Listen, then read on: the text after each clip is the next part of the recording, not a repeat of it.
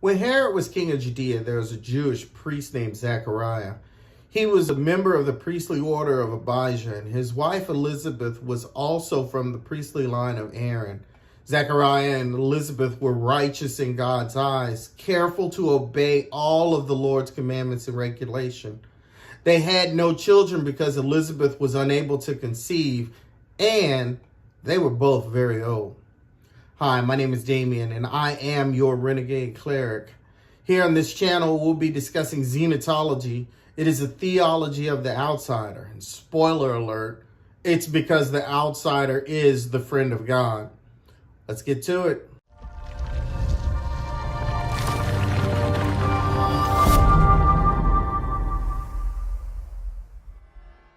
In 2009, the BBC reported that the Romans appointed King Herod of Judea in 37 BCE, and he was very successful. He built fortresses and aqueducts and amphitheaters across the Levant, earning him the title of Herod the Great. This is just a quick example of external evidence grounding the story in a trustworthy timeline of history. Herod really did exist. During Herod's rule, there was this old couple, righteous people, but old. Sir Anthony Hopkins is credited with coining the phrase that getting old ain't for the faint of heart. And day by day, I'm learning that there's some truth to that statement. For some reason in our modern world, old people get a bad rep. In November of 2019, while giving a speech in support of climate change bill in New Zealand, 25-year-old MP Chloe Swarbrick responded to 51-year-old Todd Mueller with the insanely popular phrase, "Okay, boomer." She said her comment symbolized exhaustion from multiple generations.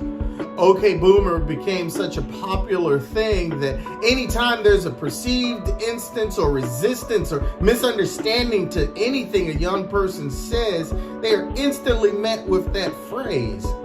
That phrase gained such a popularity that it was turned into a song, and it was funny to everyone. Well, everyone, I guess, except the boomer.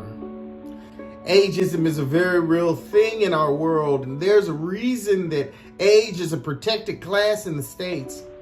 But even though there are laws protecting against age discrimination, there are shadows of it in modern hiring practices.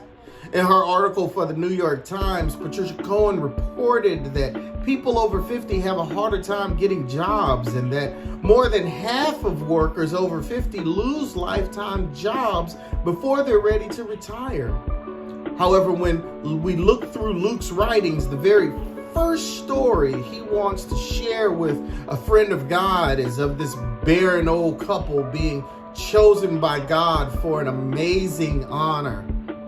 Well, some people might say that having a child when you're older than 60 might not be a great honor, but perhaps the point is not about the baby at all, the boy who would grow up to become John the Baptizer. Perhaps the point is you aren't too old to matter to God. You may not matter to society like you did in your 30s, but it ain't time to put you out to pasture yet. There's a story in the Nevi'im where at 85, Caleb says he was just as strong as he was at 40. He wanted to go to war again. Society may be trying to push you to the side, but hear me clearly. You still matter to God, regardless of what some 25-year-old child in New Zealand says. You see what I did there? Because ageism goes both ways, and just like you can be too old for some things, you can also be too young. I remember I was serving as a chaplain for a hospice about 10 years ago, and an older minister in a meeting with representatives from different faith traditions told me that he had forgotten more things than I had learned. He may have, but it was an example of ageism, and it wasn't very welcoming or encouraging either. At the time, I was in my 30s, and I still wasn't old enough to sit at the big boys' table. Imagine how Mary must have felt when God wanted her for an amazing honor. Some apocryphal writings have her as young as 12. At 12, Mary, like Elizabeth, may not have even been biologically able to have a child. I don't know exactly how old she was, but she was younger than 30. She may not have been old enough to legally get a job here in the States, but she wasn't too young to matter to God. So why is it that if Mary was old enough for an amazing honor, then why in many religious circles would she not be old enough to serve in a meaningful way? In some groups, 12-year-olds are still being sent out of the main auditorium during the message because they aren't old enough to understand what's being said. Mary would have been relegated to the junior this or the children's that. Not so with the loving God. Youthful people need to hear about xenotology too, because they also matter to God. It really is time to end the ungodly practice of ageism, especially by the people and organizations that claim to represent God. There's one more thing that Elizabeth and Mary had in common. They were both women. Women receiving an amazing honor from God.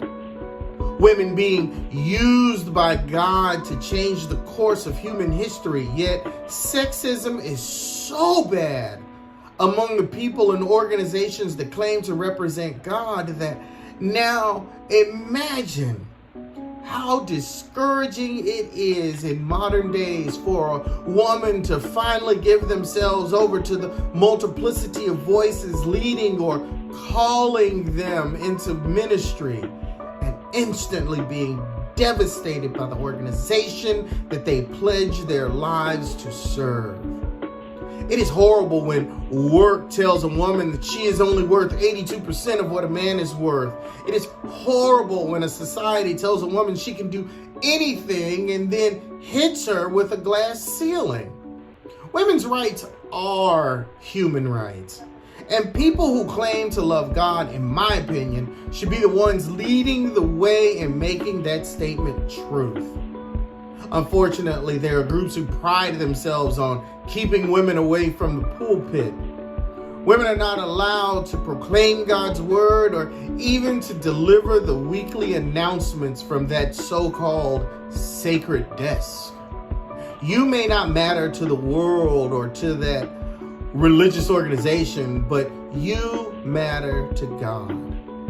They that may be trying to keep you on the outside, but be encouraged because the outsider is the friend of God. There's one more person in this first story I want us to take a look at. I don't want us to forget about Zechariah. Remember from the start of our talk, Zechariah and Elizabeth were old. Zechariah, the one guy mentioned in the story, there's this conversation that takes place between Zechariah and a messenger of God. Zechariah offends the messenger, and the messenger chastises Zechariah. Do you know who I am? I stand in the presence of the Almighty. But since you don't believe me, you can be silent until Elizabeth has the baby. The one man in the story is basically told to shut up and sit down. For some strange reason, men have a hard time soaking that one up. We mansplain this. We hand me the phone, let me talk to him. I'll go with you to make sure you get a good deal. Now, there's nothing wrong with loving and wanting to care for those dear to you. However, if we aren't careful, we can offend the messenger sent by God to tell us of the amazing honor in store for us. Don't get puffed up because you may be an outsider too. God has an amazing honor to present to an outsider. In this story, a couple described as very old, yet the very old man causes offense and ends up getting silenced for the next so many months. There's a cautionary tale here for men and religious leaders. Zechariah was actively serving God in the temple when the messenger told him about this amazing honor in store. It would be wise for us in leadership roles to exercise care when speaking to others so we don't cause offense. I think it's very telling that Zechariah was an outsider because he was very old, and at the same time an insider working in the temple. Maybe it would be best in our conversations about xenotology if we avoid the urge to tell somebody who's an insider and who's an outsider. An outsider may look like they have everything together, but they still just don't fit in. So I have one simple question. Why did Luke want us to understand this story? Because women, the old and the young, are being treated like outsiders, and they need to know that they are a friend of God. And in our next video, we'll continue to look at the stories Luke felt were important for a friend of God to know and why. Until then, like, subscribe, comment. Stay respectful in the comments. There's enough hate in the world right now. Let's together create a community where unconventional thinkers feel safe to have an unconventional conversation. You can find me on Facebook and Instagram. Until then, my name is Damien, and I am your Renegade Cleric. Peace.